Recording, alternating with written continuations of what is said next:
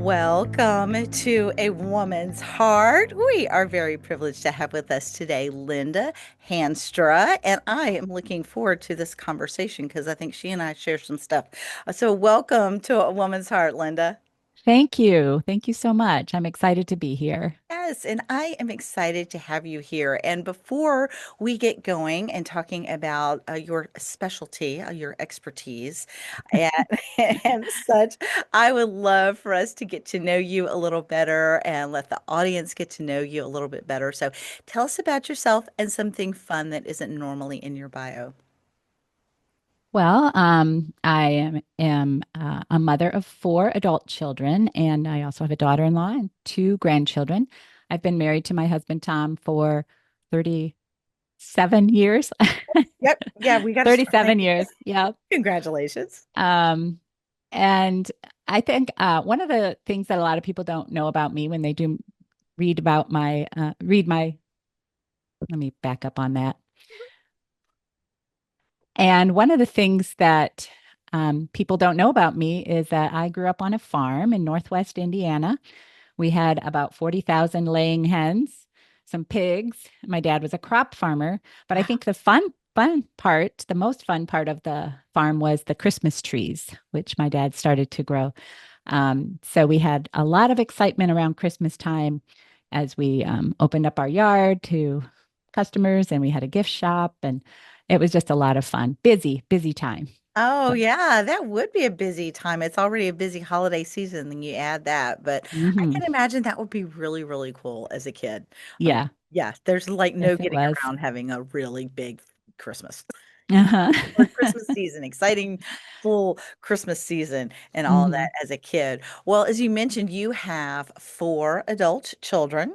hmm And as such, you have an empty nest. And that has been where you have really felt a call to touch people and talk and speak and write about that. And you have a new book, The Empty Nest Joyride, where you also talk a lot about your cycling. Because I tried to tell somebody about, oh yeah, I said, no, I can't, I'm not going to call her a biker because that's a different image that we have in our heads. She Yeah, when does I the say horse. biking, I don't know how many people ask me, like a motorcycle?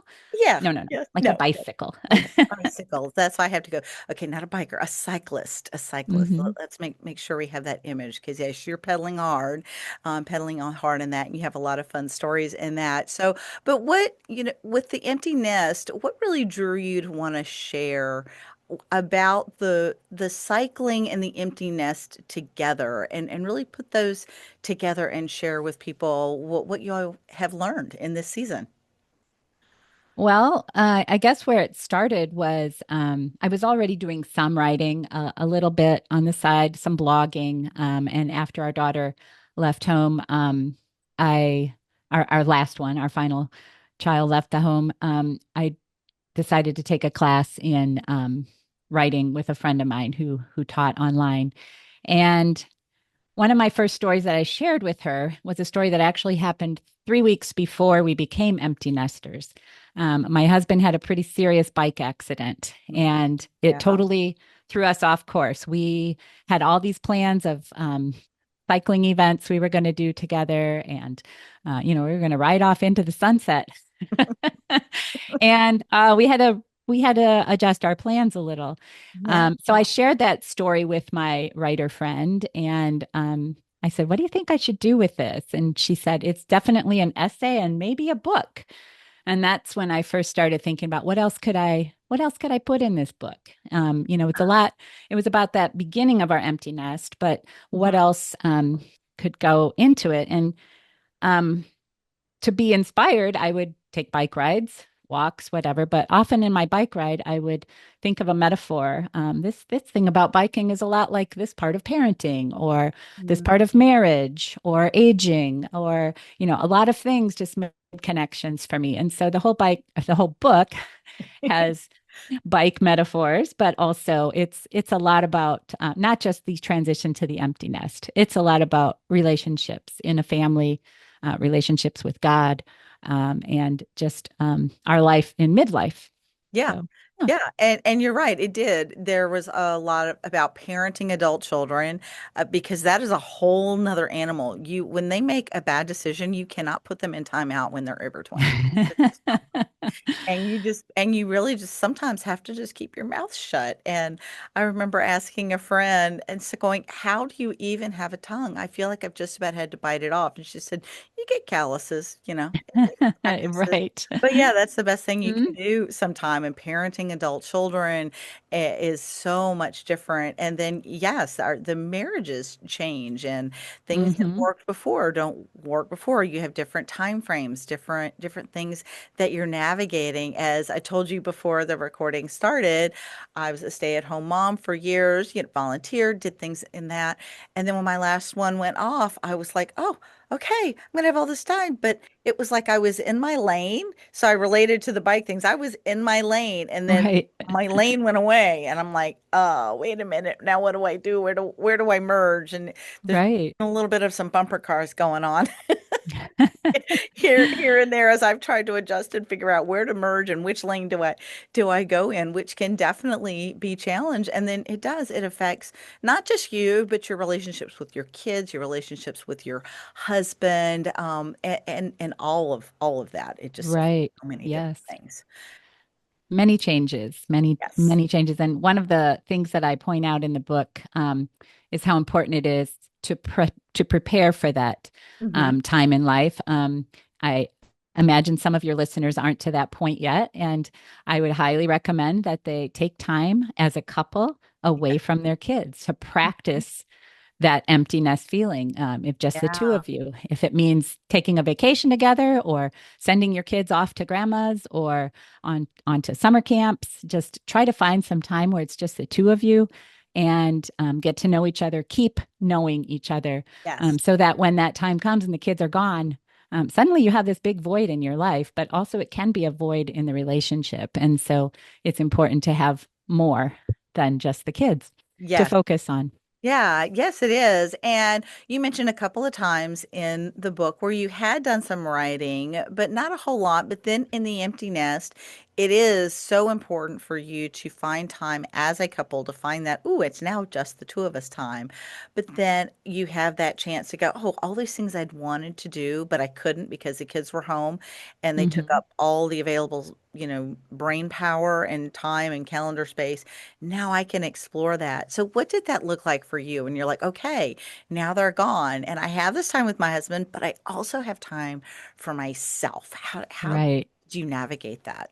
Well, I started by thinking back on what I wanted to do but put on hold when the kids were young. Yeah. Some of those things just still didn't appeal to me anymore. I wasn't wanting to pick up my counted cross stitch. Um, and um, I the writing was a big part of it. And that was something I didn't do when they were younger. I started to do as excuse me.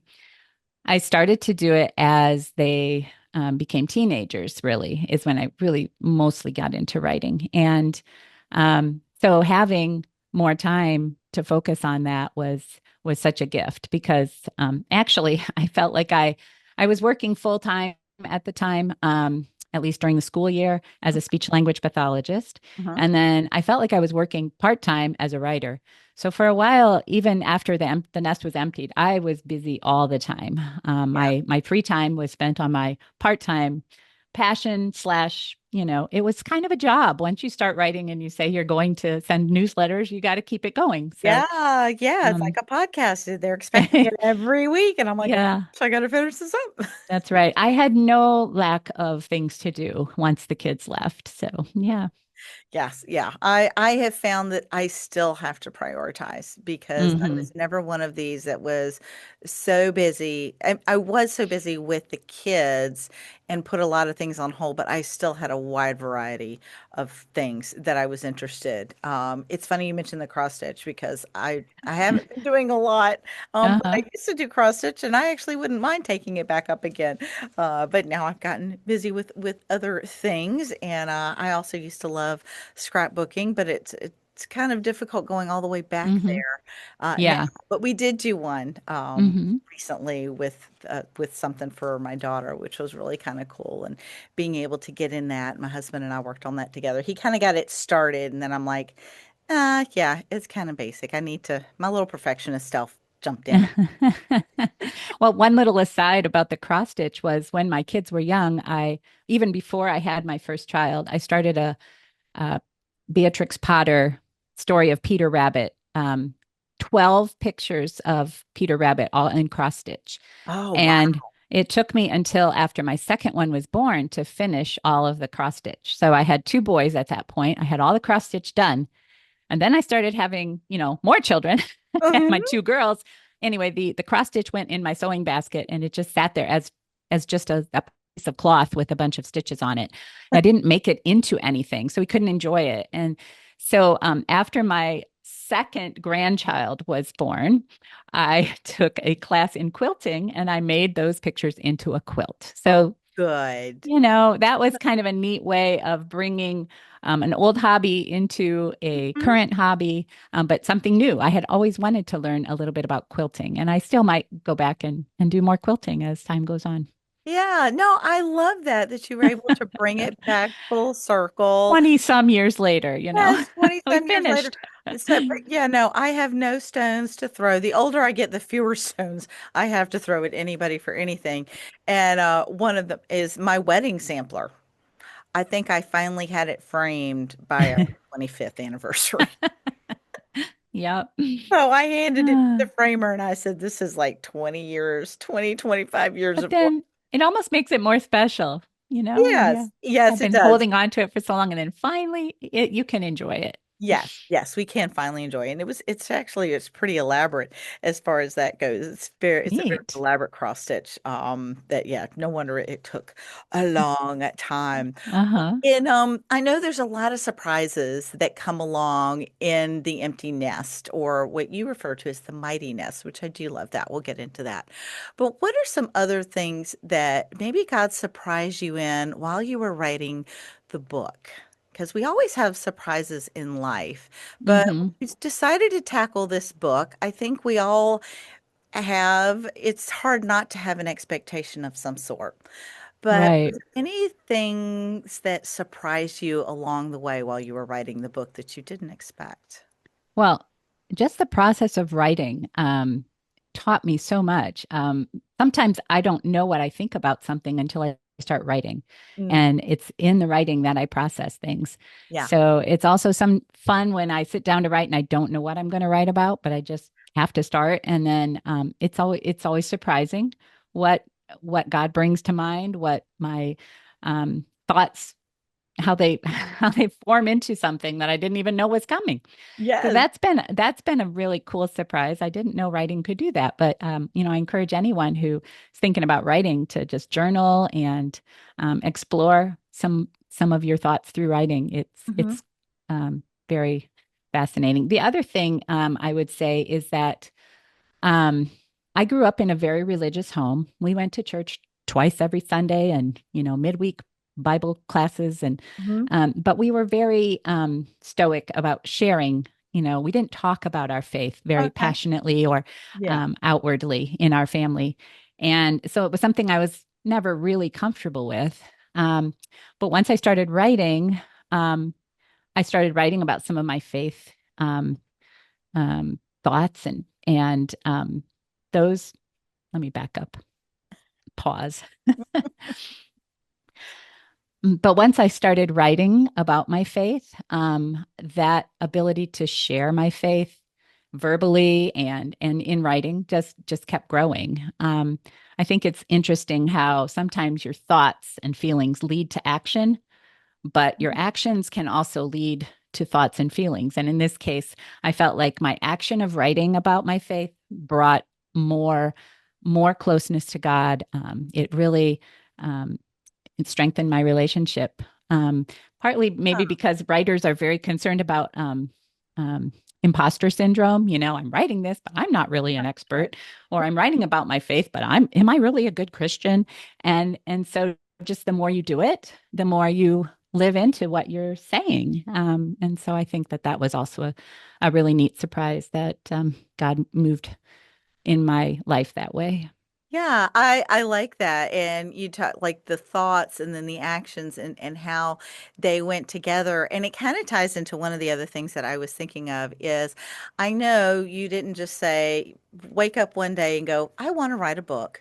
And then you went, yes, I'm going to write a book. And then you just started writing and there was no obstacles. There were no mental gymnastics. You just God told you to do it and you just did it. And there was no hiccups, no obstacles, no mental mindsets that you had to readjust at all, right? I wish. That would have Yeah. been great. Wouldn't that have been great? It's Hmm. because I know frequently we think oh, yes, I'll be able to do this and this and this. And then I'm going to call it fear. There's Hmm. all these fears or maybe some other things that you can think of. They kind of step up and trip us up or hold us back. Well, what were Hmm. some of those things that you had to overcome do, to write this book, to do some of the things that you're doing? Well, I think part of it was just being vulnerable and putting my story out there in a very honest way and not being afraid of what others were going to think of it. But also when it came to writing, there was so much more involved than just writing. Yeah. I was told to build my platform, you need to have thousands of followers in order to get a publisher. And so, as I was waiting for that to happen, I decided to try my hand at self publishing and I self published a smaller book. It's a Lenten devotional called Lent Through the Little Things. And that sort of opened my eyes to everything that's involved in publishing, which is another whole um, Mhm. learning curve. And the process went fairly well, and I saw that I could be successful in doing it that way. And I preferred to do that with my Emptiness Joyride book. I self-published again because I prefer that to just working and working at building a platform. I mean, that was not fun for me being on social media and trying to sell myself. That just didn't feel right. It didn't feel good to me, I should say. It's something we all have to do if we're going to be a writer. So again, things I'm learning, marketing and being on podcasts. Yes, and being on podcasts and all of that. And it is definitely a process. And some Hmm. people have asked, how mine came about. It didn't start out this way. It just started out playing more music and just talking a little bit. And then it finally kind of morphed once I had a conversation. And then it was like, oh, so yeah. Yeah, I that's just neat. keep Yeah. thinking of don't despise the small Hmm. beginnings. And we had that. Although I will say it was a little easier at times because yeah, I wasn't building a platform. I didn't have a second Facebook page. I wasn't trying Hmm. to promote and then learn how to do audiograms on Canva. So there's all these Right. other things. There's the writing and then there's Hmm. publishing and or the business side of it, I shall say, Right. with Definitely. the Hmm. promoting. So there's kind of two Yeah. hats that go along with that. But I think that And also most goes along with a lot of other things that we want. There's that thing, but then there's other side notes to it. Right. Yeah, most of the writers I know would most love to just sit in their little room and write and forget all the business side of things. I don't mind the publishing part. That was kind of fun. Helping with cover design. I did hire somebody on this one, and but giving input on that. I don't mind the layout part. Yeah. Yeah, but there's so many steps that I wasn't aware of when I Oh, started this process. yep, lots and lots of pieces. So many times we get into something and we don't realize everything. And it's probably just as well. Because I Hmm. think if God gave us everything right off the bat, we might not want to take that step. Oh, right, right. When Like, I started writing, and I would read things about people taking 10 years to publish their book, I'd be like, no way. Mine's going to be done in a year. There's no way I can wait 10 years. Well, it took me 6. So, okay, well, then but had I known that at the beginning, I would have just thrown in the towel. yeah, yeah, no, I believe it. I believe that and such. So one of the things when you wrote your Empty Nest Joyride and you wanted to share Hmm. this, what is one of the things that you really hope that the readers get from this?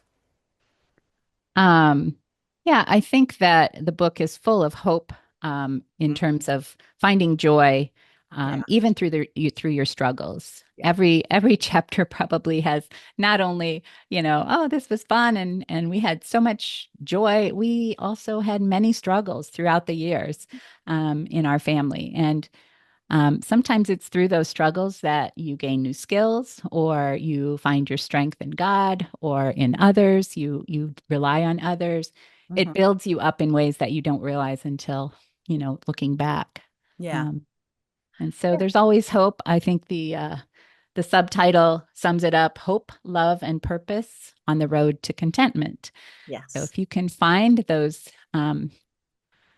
nuggets of hope throughout your life, you'll be more content. Yeah, yeah. And then, I'm not quite sure why, but it's reminding me of the story when your husband got the recumbent bike or the Mm. trike. And so Hmm. he had a different perspective. He was looking at Right. the road differently because when you're on a road bike, I mean, I've done spin class and I've ridden a Hmm. bike around town. And when you do, you're looking at the road in front of you. You don't really to look up and around for any extended period of time, it starts to bother your neck. But he's Hmm. already sitting back and he's like, oh my gosh, I see the trees in the sky. It was a totally different Right. perspective. And we sometimes hit a different season in life and it really does kind of take that, oh, okay, we just need a little different perspective in looking at that. And Yep. in looking at the road too, one of the things you had in there that I really appreciated, it was like, give me a roadmap. And you did the whole mighty nest. Now, Hmm. I'm gonna go out on a limb here, and I'm gonna guess that some of these are a little easier for you. Some of these roadmap things are a little easier. Oh yeah, we got this down. This is my favorite. And some of them are like, yeah, it's a really good idea. And I'm maybe not so good at that one.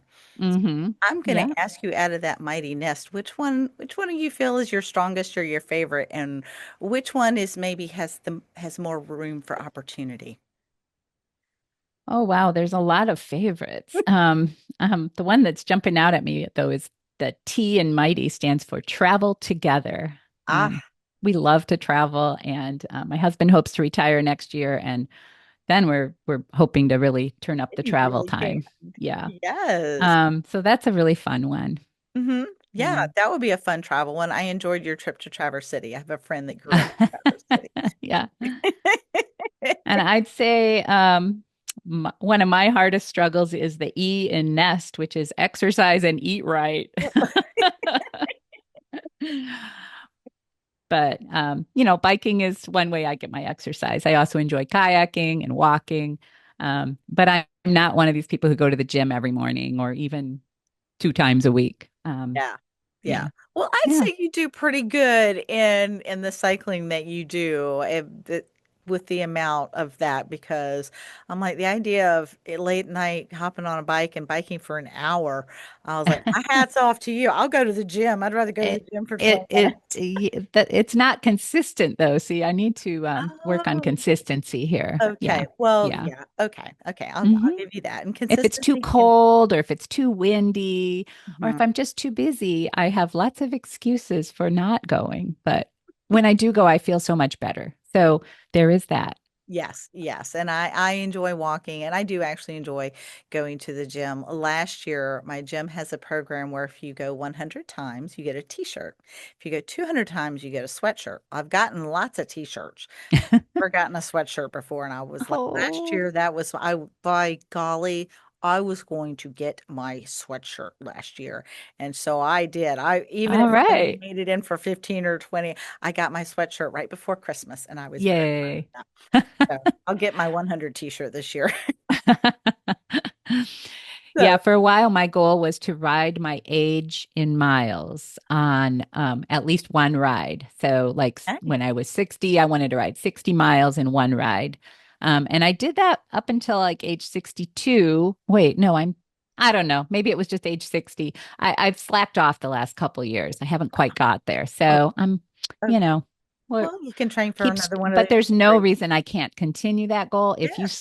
If you begin slow at the beginning of the season and just keep it going, Yes. you can get farther and farther. Yes, yes, you can. And we can, the more we practice and work up to it. And I would say a Hmm. lot of the things with the empty nest and the mighty nest. And I mentioned we would come back to that. That was somewhat came back to your license plate. And Yes. how was that when God kind of changed that mindset from the empty nest to the mighty nest? Yeah, it was funny. My license plate used to always say kid mover, KIDMVR, because that's what I do. Yeah. Every mom knows that's My kind of our mom's name's part-time job. on the road again. That's what she's. Right. Yeah. And so when the kids all moved out and I wasn't moving kids anymore from school to home and back and extracurriculars, I Hmm. needed a new plate and I was having the family weigh in on ideas and we can't finally decided on MTYNST, Hmm. M MT Nest. Empty nest. Yeah. Once I looked at that plate on my car, it hit me that it looked more like mighty than empty. Yeah. MTY just kind of, Mhm. if the vowels are missing, it's mighty. Yeah. And I decided, well, our nest is becoming a mighty nest. We're working on our relationships with our kids. We're still growing, we're still changing. So, Yeah. yeah. Yeah. I like that. And I think it's a much more positive spin because sometimes Hmm.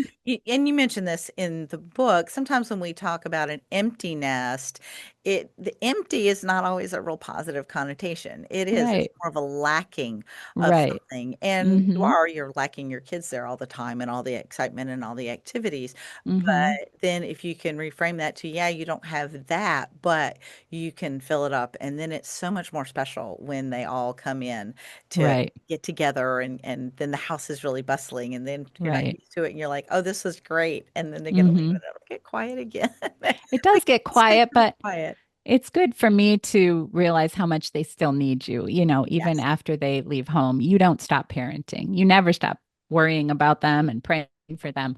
But they call often for advice or recipes and Well, good. and just to Good. chat. I have one who calls me several times a week, sometimes a couple times a day, and just likes to talk my ear off. So Okay. Very good. Very good. Well, that is a blessing. I don't have any of my children that do that.